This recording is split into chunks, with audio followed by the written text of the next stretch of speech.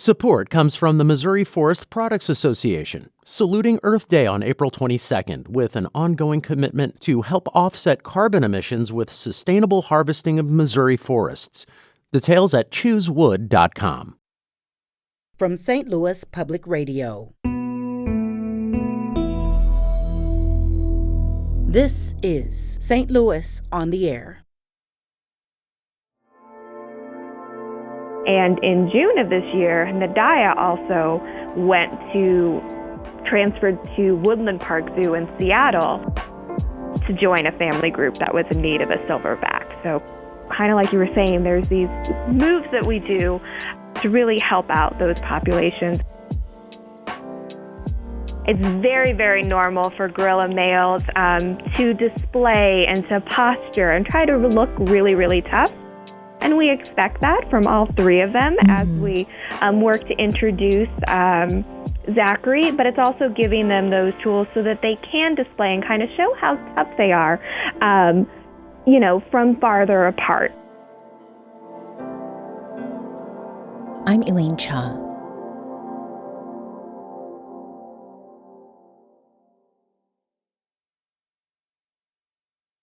Ask around, and it won't take long to find someone from Chicago now making their home here in St. Louis.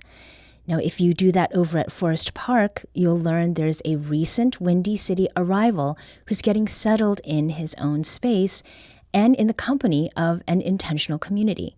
Conservationists near and far hope he'll grow to be a credit to his species. Who is this mystery addition to STL? Joining us to make that reveal and provide a little background is Helen Boostrom, Zoological Manager of Primates at St. Louis Zoo. Helen, welcome back to the program. Thank you for having me. So, who is the St. Louis Zoo's new resident? Yeah, so 7-year-old Zachary, and he is a gorilla from Brookfield Zoo that arrived here the very end of last week. Now, give us some of the vital stats on Zachary and how he's come here to St. Louis. Yeah, so Zachary was born at the Brookfield Zoo in 2015, and he has been living with his family there at Tropical World. And so he actually came at the same time where we sent John to, who is 26 and has been a member of our bachelor group here at the St. Louis Zoo since 2005. He actually moved to Brookfield Zoo in Chicago. So we swapped gorillas. And the reason for that is they were looking for a silverback dominant male to lead their family group. And Zachary is related to all the females there, and also at 7, he's just too young to lead a family group. So by coming here and joining the bachelor group, he's kind of able to grow up and still have those social relationships and learn those social skills and hang out with other gorillas in a bachelor group. And that's very similar to what would happen to gorilla males in the wild. So when they get to be about Zachary's age, they'd start challenging the silverback in their group, and at some point they'd be pushed out of that group and have to either live alone or, like Zachary is doing, join a bachelor group until they're big enough, until they're old enough and have learned those skills where they might be able to lead a family group on their own. Now, what exactly is a silverback gorilla, Helen? So a silverback gorilla is basically a full-grown gorilla. At that point, the reason they're called silverbacks is they have silver along their back, and they have a tall crest. And so they're full-grown adult gorillas, male gorillas, and whereas Zachary is still in a young adult male, and at this point he'd be called a blackback. So he's still small, he doesn't have that crest, and he doesn't have any silver on him. So he's still got a lot of growing to do, as well as kind of learning through hanging out with the other males, how to display, how to kind of be a big, tough silverback, just so he, in the future, may be potentially able to defend and keep his family safe. So you have referred to this swap that has happened, and we mentioned it also at the top. And people may not be used to thinking about primates as transplants. But Jontu, as you had mentioned, who was well known among gorillas at the St. Louis Zoo, was actually born at the Columbus Zoo before coming to St. Louis in 2005 when he was 8. And other Western lowland gorillas at zoos across North America, I understand they move similarly from one zoo to another. How are these moves and swaps decided upon? Yeah, so that's a really great question. So the zoos in North America are, and several accredited zoos are part of what's called the Association of Zoos and Aquariums. And each species has what's called a species survival plan. And so there is a lot of work among colleagues across zoos trying to manage and create these genetically healthy populations of each species, like gorillas, as well as really, learning from each other and really looking at the personalities and dynamics of those groups. So looking at the whole population as well as the individuals within the population and doing what's best for them. So for the gorilla SSP, so that species survival plan, they look at, they have all the family histories and all the relatedness of gorillas that live in zoos that are part of AZA. And they're also, we hold workshops and we communicate amongst each other all about the different personalities, knowing the individuals, and they make recommendations based on that. So looking at both the genetics and looking at those individuals and what groups they may fit in best and how they may help out those groups and what would be best for them. So this swap was based on those recommendations. Mm-hmm. Knowing Brookfield's family group was in need of a silverback, and then Zachary at some point is going to need to leave his group, and he's really at that age. And so it just kind of worked perfectly that at the same time Jontu is getting there, it's the perfect time for Zachary to come here to St. Louis Zoo. And as you mentioned, Jontu came when he was about the same age. Right now, the other two gorillas, Joe, who's 25, and Bakari, who's 18, both came at similar ages. So Bakari, in 2011, came to the zoo when he was 6 with his older brother, Nadaya. And in June of this year, Nadaya also transferred to Woodland Park Zoo in Seattle to join a family group that was in need of a silverback. So kind of like you were saying, there's these moves that we do with gorillas to really help out those populations and help them join into groups as needed and form those relationships. Mm-hmm. And what is it that zoologists like you do to make these transitions for Western lowland gorillas like Zachary as smooth as possible? That's another good question. So it's really a lot of communication and work between the two teams. So we talk to the keepers and staff that work with Zachary. They talk to us about Jontu. Keepers will travel with the gorillas both ahead of time. So we had a keeper who went up and got to, meet and work with Zachary and meet his family and kind of learn a little bit about him in Brookfield. So they kind of formed learned a little bit about Zachary, got to know him. Mm-hmm. And then, when Zachary came here, keepers came with him and so kind of helped get him used to the new place. And so it's a lot of communication and just really knowing those individuals and talking with the staff who've helped raise Zachary, who've worked with Jontu here, to learn more about them and kind of their preferences and their personalities.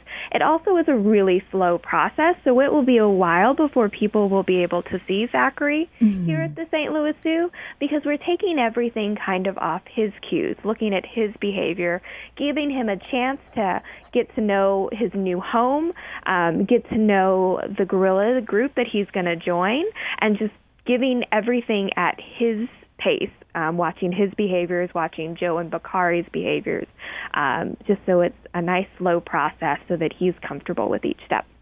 And it sounds like, that slow process, it has many different steps. And as Zachary is beginning this process of integration, what are the signs that will let you know that he is ready to join Joe, 25, and Bakari, 18, at Jungle of the Apes at the St. Louis Zoo? So it's at first kind of seeing that he's comfortable in the environment. He's confident going to the different parts of his habitat. He's engaging in all the normal gorilla behaviors. He's a very curious 7-year-old. So he's foraging for food. He's climbing. He's making positive gorilla vocalizations like little grumbles. And then it's giving them a chance to see each other and kind of get to know each other without sharing space. And we're looking for those positive interactions, which for gorilla males are a little bit more subtle. For gorillas, staring directly on is actually aggressive, so we're looking for kind of those casual side glances, kind of looking at each other when the other one isn't paying attention, being calm near each other, making those grumble vocalizations near each other.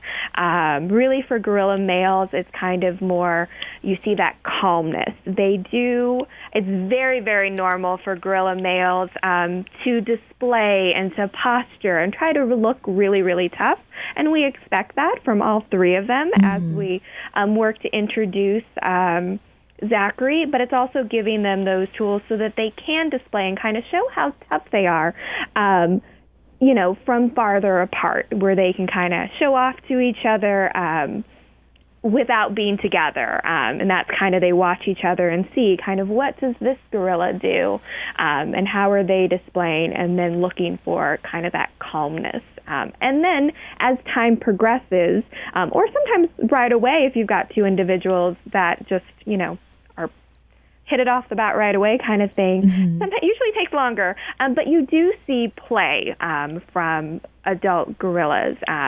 So you'll see them wrestling.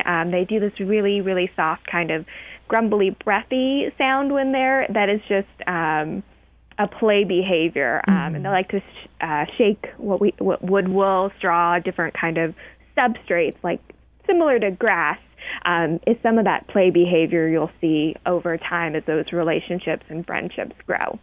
So I don't want to forget about John too, because he was there for quite some time. Yes. Will you be checking in to see how John too is faring at Brookfield? Yes, and that's, one of the great things about relationships between AZA Zoo is, we're sending each other updates. We're letting each other know how each of the individuals are doing. And, if we come across a question, then we can just ask each other and kind of, we run into a situation or behavior, then we just ask the keepers who've worked with Zachary, or they ask us about John too, and keep us updated on how he's doing, integrating into his new family. And what will success with Zachary mean or look like?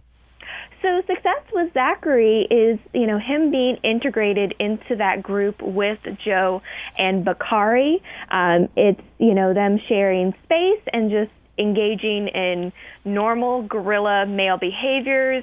You'll always still see bachelor gorillas kind of have to show off a little bit to each other. So you still see posturing and displays in groups that have been together for long, long times. But you also see that play behavior. You see them foraging and spending time together and just, having those relationships with Joe and Bakari and being comfortable in the area. Now, in our last minute, I'd like to ask you about Raven. Okay. Last time you were on the show, you talked with us about the zoo's then newborn chimpanzee. She's now 2.5 years old. How is Raven doing?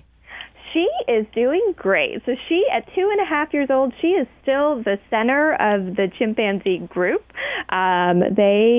She has everyone in the group is very interested in kind of keeping up with what she's doing. She has very strong relationships with everyone. You'll see her riding on Beauty or Rosebud's backs when they're walking around. But she also, at 2 years old, is very, very adventurous. So often you might see her at the very top of the habitat, swinging and playing. She still has that little tuft of white hair signifying that on her behind, kind of signifying that she's a young individual in the group and that everyone should kind of protect her and keep an eye out on her. She still does nurse from her mother. She'll continue to do that probably for the next 6 months, but she also eats solid food and all the food that the group does. Well, we will certainly look forward to spotting Raven next time we are at the zoo. Helen Boostrom is Zoological Manager of Primates at St. Louis Zoo. She spoke with us about the zoo's recent western lowland gorilla swap and its part in a breeding program aimed at conservation via North American zoos. Helen, thanks for joining us today. Thank you.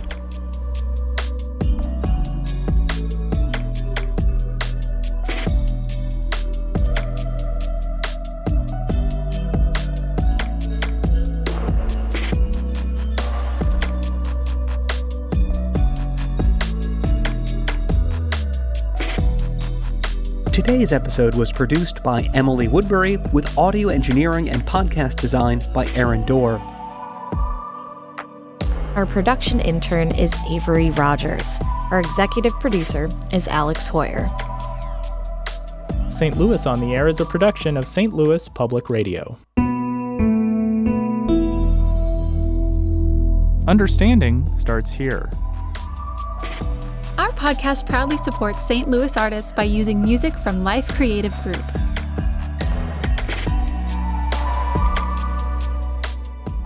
Do you find yourself regularly listening to episodes of St. Louis on the Air? Suggest us to a friend you think might enjoy our conversations. And leave us a review and rating on Apple Podcasts on the App Store. It's the simplest way to help people discover our show. Thanks. St. Louis Public Radio is a member-supported service of the University of Missouri St. Louis.